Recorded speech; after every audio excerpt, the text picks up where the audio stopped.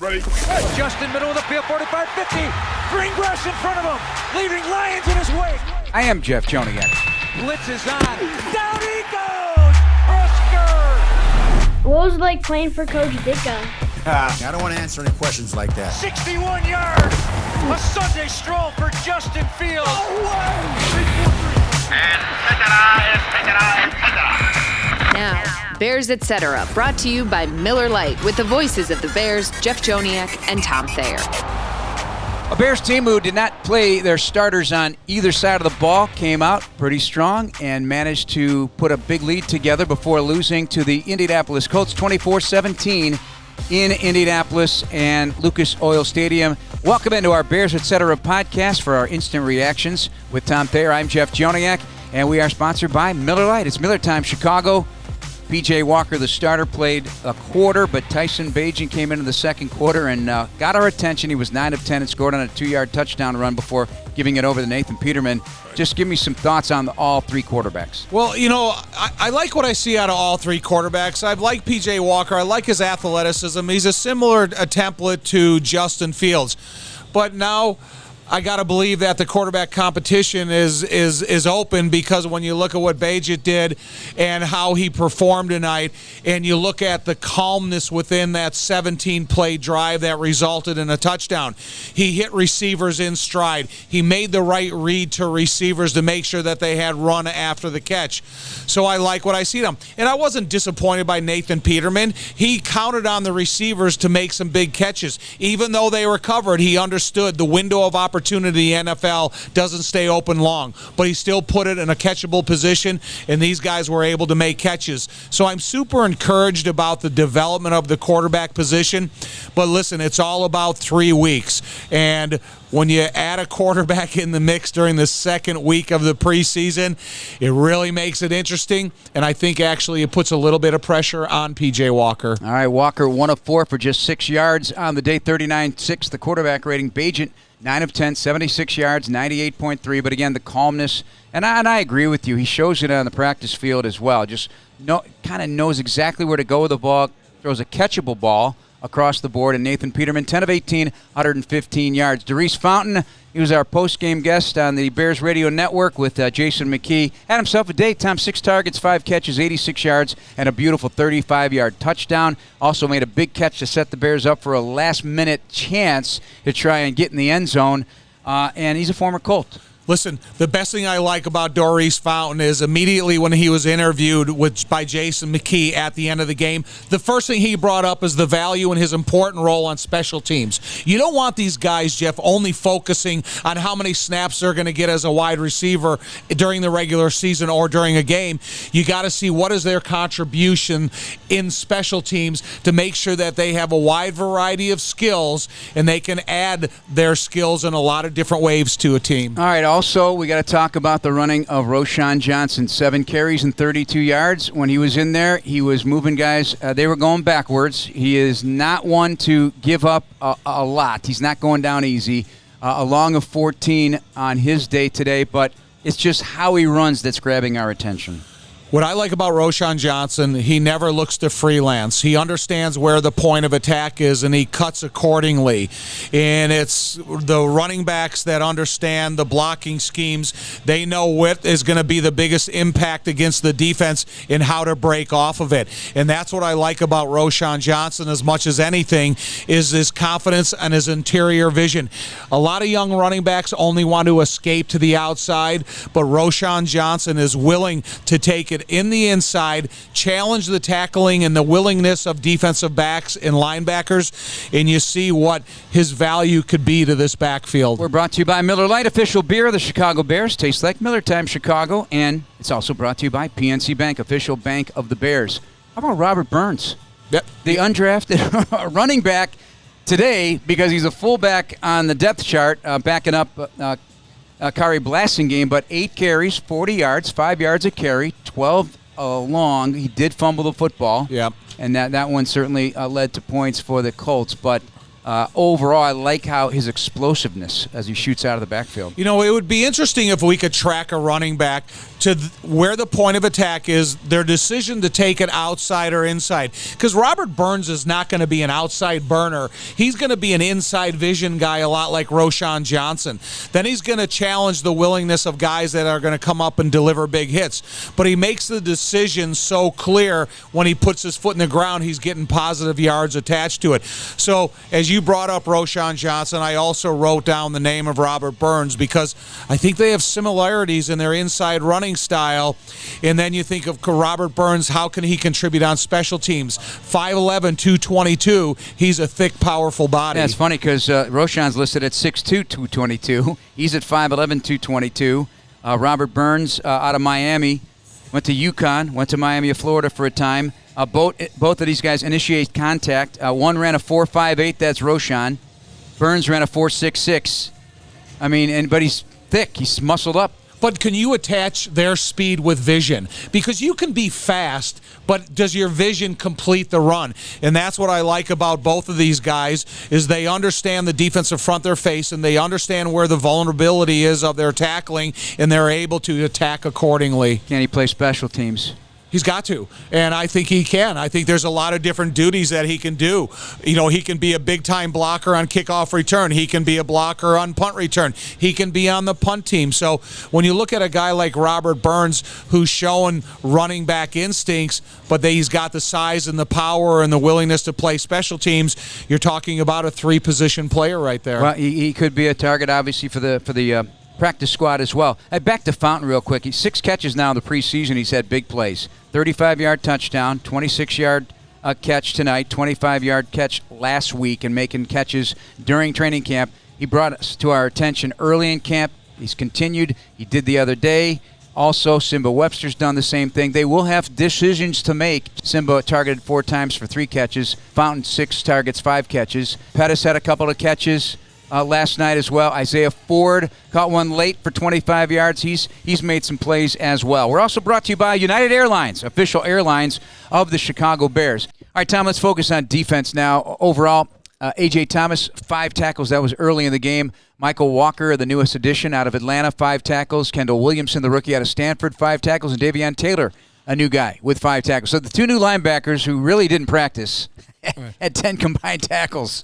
Right. You know, listen, I like the guys that come on the scene late and then they kind of play some inspirational football because they know they're fighting for their football life. But I can't, ignore the fact that Gervon Dexter Jr. or Gervon Dexter and Zach Pickens. Zach Pickens, they played well again. So they are making penetration. They are making significant defensive line progress.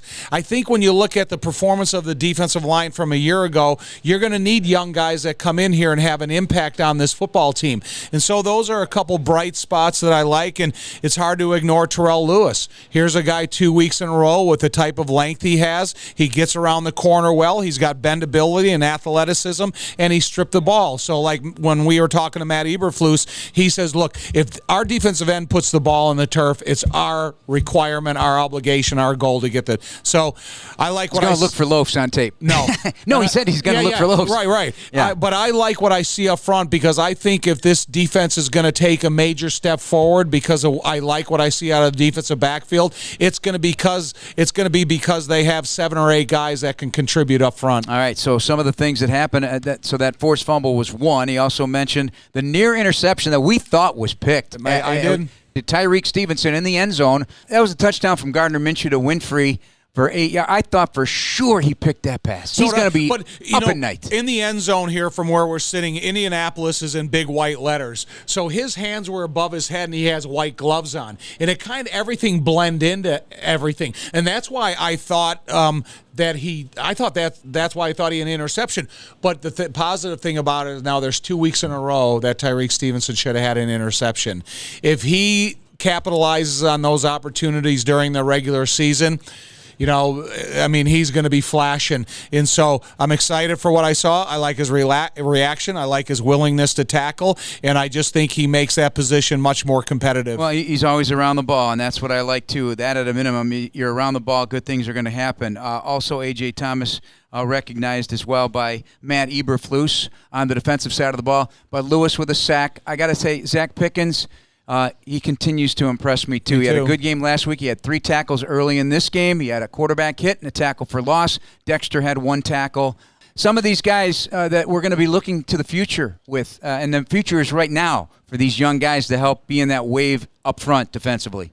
Well, that's what Ryan Poles. That's why he went and evaluated these guys with his scouting staff and figured with the athleticism, the length, and the strength that these guys have, that they could be immediate contributors. It's not like you're required right now to come in here and be a starter and play 60 snaps a game. No, you got to be a heavy time contributor at about 30 snaps a game and inside the rotation. Vizzy Hard Seltzer, the official hard seltzer of the Chicago Bears, and score huge savings on an impressive lineup of items with Jewel Osco for you. This handy app features hot digital deals on everything from premium produce and savory snacks to butcher fresh meat and more. Get additional details at jewelosco.com. So the week now turns to the final week of the preseason. Is the final chance for guys to win roster spots. There could be more additions. There could be more subtractions even this week as waivers come about. The final cuts are not due until after the game against Buffalo league-wide. It's all on the same day now. But does that change the attitude of the week? It's expected to be really hot during the course of the week. I'm not sure exactly how that plays into their plans, but when they go back, they're getting ready for a Buffalo team, and you will that it's not going to be anything other than you will see starters in this game. Or will that make you feel a little bit better about tuning up a little bit for the season? Yeah, I'm not going to deny the fact. I'd like to see starters play because there's such a big gap in between the end of the preseason and the regular season. But you know, Jeff, one thing that influences players, and Matt said it with us after the game, we're going to treat this week as a game week in our preparation. That puts a different feeling in your gut because when you start OTAs and you start training camp, you're just trying to get to the next day because it's such a hard time of work. But now you're getting ready and you're going through what would be a practice week. What would your life be like in the regular season?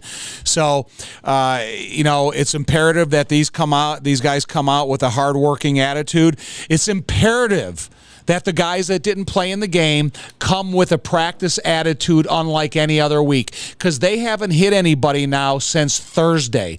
So you think of the length of the time from those starters from the last time they practice to the next time they practice.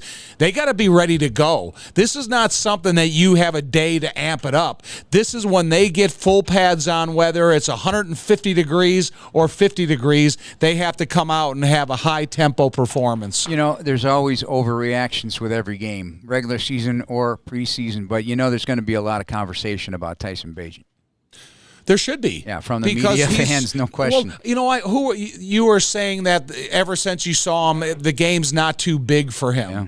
And I think that's one of the things that impresses you most because, during the time he came here, no one's ever come into the NFL from Shepherd. You don't know how he's going to react. Is it going to be, is he going to be intimidated by the type of talent he sees? No, because he's got knowledge. He's got an understanding of his job requirements. He knows the anticipation of routes. He put it on display, and he was the second quarterback inserted into the game. And that just tells you what the coaches feel of him. They want to see P.J. Walker succeed because he's the most similar to a guy like Justin. However, it's all about who plays the quarterback position the best and who can have a wide variety of skills to show the coaches that he can play here. Game day snacking calls for Good Foods chunky guacamole made with Hass avocados, tomatoes, onions, cilantro, and a squeeze of lime juice. It's the perfect snack to watch while the Bears win. Score some today at your local grocery store. Game day is Guac Day. Jeff Joniak, Tom Thayer. This is Bears, etc. And we, as always, are brought to you by Miller Lite, official beer of the Chicago Bears. Looking forward to see a good Buffalo team, another good opponent. We're going to obviously grade the first snaps more than others, but it's always fun to see a good team come to town. Yeah, I care about the Bears. I care about the Bears. I'm saying as an opponent. Yeah. I know opponent. What you're saying. I'm just being an antagonist. Oh. I'm that way because I'm the youngest of my family. That's what I've been told. But listen, I like that a good Buffalo team is coming into play against the Bears, and I think that's what the Bears fans want to see. But I think if you can walk off that field confidently and injury-free, then it really provides a little bit of spark for you getting ready for the start of the regular season. And that's what the Bears organization is concentrating on, is week one of the regular season as much as it is important to play that last preseason game well. And hopefully get some injured guys back. None are serious to the point that you're concerned about week 1, but you'd like to get them back. And certainly the middle of the defense, Tommy. We're talking about Tremaine Edmonds. We're talking about Eddie Jackson, Jaquan Brisker. These guys have not been able to play with the new additions, Joniak Ngakoue and DeMarcus Walker trying to get healthy. So the defense is where the majority of the issues are. And then the offensive line, where is Nate Davis at?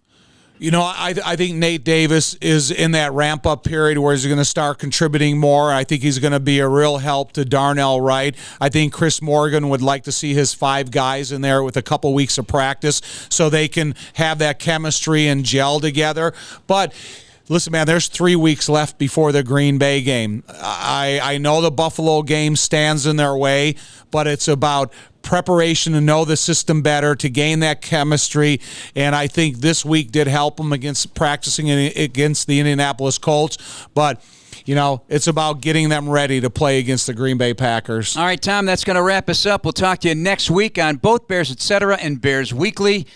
Miller Lite, the official beer of the Chicago Bears. Tastes like Miller Time, Chicago. We appreciate you and United Airlines, official airlines of the Chicago Bears. Keep joining us on these podcasts wherever you get your podcasts, Spotify.